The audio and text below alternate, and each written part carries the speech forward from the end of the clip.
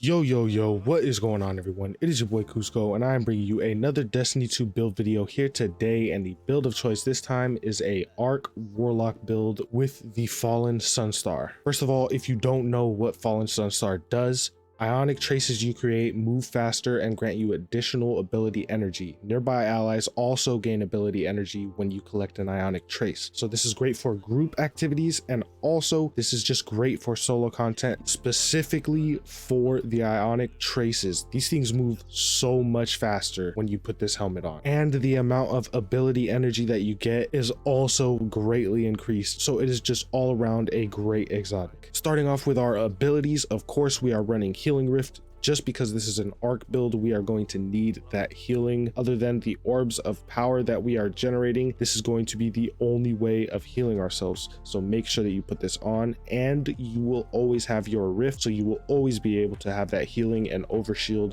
while standing in your rift, and you will have an arc soul as well. I like to use ball lightning because it travels farther. Even though it does have a longer cooldown, I still think this is a better arc melee than chain lightning. And of course, the god in PvE of grenades for arc is the pulse grenade. And then for our aspects, we are running arc soul just to get that buddy while we are in our rift, since we are always using our rift. Along with that, we also have electrostatic mine. Feeding targets with arc abilities or defeating jolted or blinded targets creates an ionic trace, and collecting ionic traces makes us amplified. That is the main reason for using this. Moving on to our fragments, we have Spark of Ions, Spark of Shock, Spark of Discharge, and Spark of Magnitude. Spark of Ions states defeating a jolted target creates an ionic trace. So therefore, we already have two ways of creating ionic traces with just Electrostatic Mine and Spark of Ions. Then with Spark of Shock, this just gives our arc grenades jolt. It does have a -10 discipline, so keep that in mind. So you might want to make up for that on one of your gear pieces. As well as Spark of Discharge, arc weapon final blows have a chance to create ionic traces. So this is three ways of creating ionic traces, but this does give you a -10 to strength. So as I said before, make sure you make up for that in your gear as well, but your ionic traces will give you ability energy, so don't dig too deep into stats. And then last, you need this or damage output. If you are damaging bosses, your Spark of Magnitude is going to increase your pulse grenade lingering duration, which is going to allow more jolts, and it's just going to allow more damage over time while you are doing damage with other weapons. And it is also going to let your pulse grenade take out any enemies that are nearby a boss, if there are any. As for my mods on my helmet, my gauntlet, my chest and legs, as well as bond, are all right here if you wanted to go ahead and just copy and paste these as well. I'm sure you can see exactly why I am using this. Of course, the recuperation is just for that extra health if we pick up an orb, just because, as I said, this is an arc build, so there are not too many ways to heal yourself. As well as insulation, reduces class ability cooldown each time you pick up an orb of power. We are creating lots of orbs, and we want to have our arc soul 24/7, so this is going to help a lot. And also make sure you have grenade kickstart, just that way whenever you have your armor charge, you can spend it by throwing your grenade and you will get a lot of your grenade ability back. That way collecting 1 or 2 ionic traces will get nearly all of your abilities back for you. On your chest, make sure you have charged up, that way you can increase that armor charge carry by 1, and also make sure you have stacks on stacks on your legs. These are the only musts on this build. As for the arc siphons, you already know exactly why we need orbs of powers, so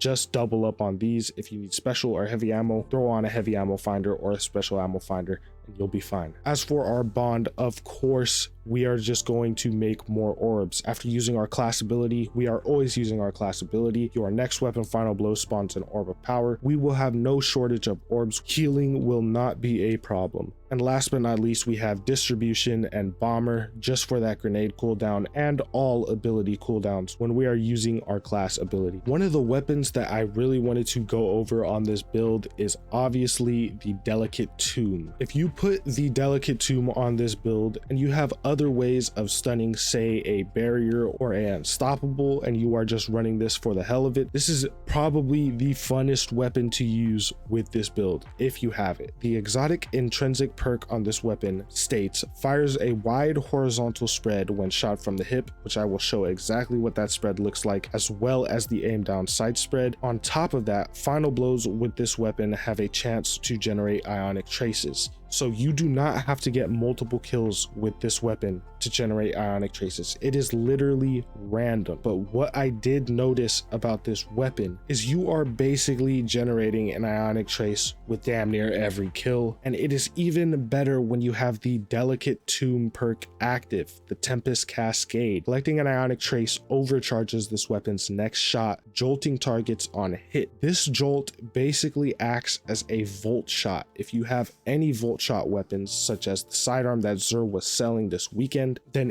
it is acting exactly like that, but it is very strong because every single time you get a kill, it re-procs. You do not have to reload this weapon to proc Tempest Cascade, which is why I love it so much. And the last part of this perk states powerful foes and opposing guardians always generate ionic traces. So if you are killing any yellow health bar enemy, you will always generate those ionic traces. And as long as you are getting kills with this weapon, you will keep that Tempest Cascade active. We did do the damage testing for the horizontal spread as well as the aim down sight spread. For some reason, the aim down sight spread does a lot less damage over the course of the magazine. And I am talking a lot less damage per bolt.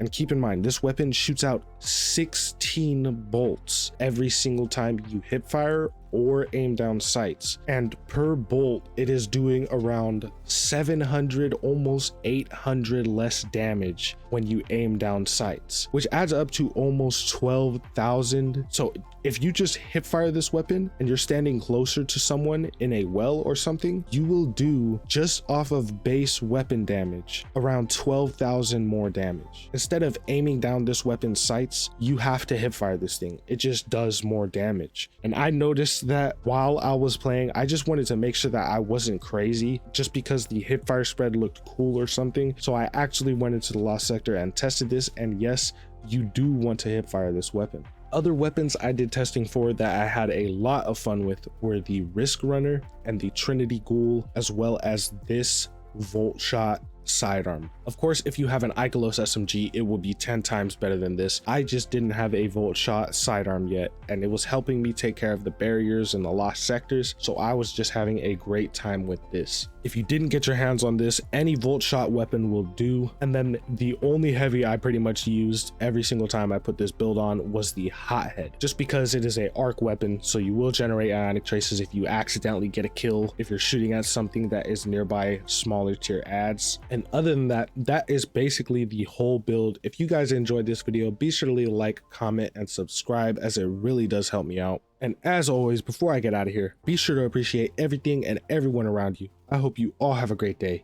I love you all, and enjoy the rest of this gameplay.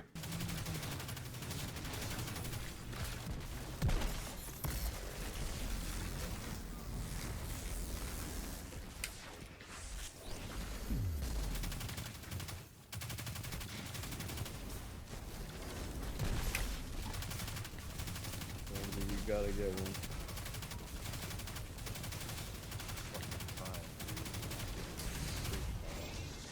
Are you sure you don't have it? Have you gotten any exotics? Out of how many? Out of how many of these? No way.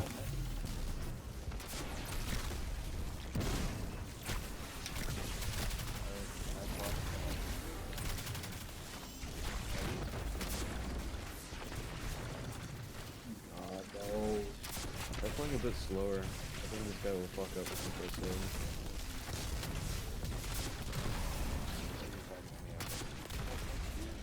Oh no.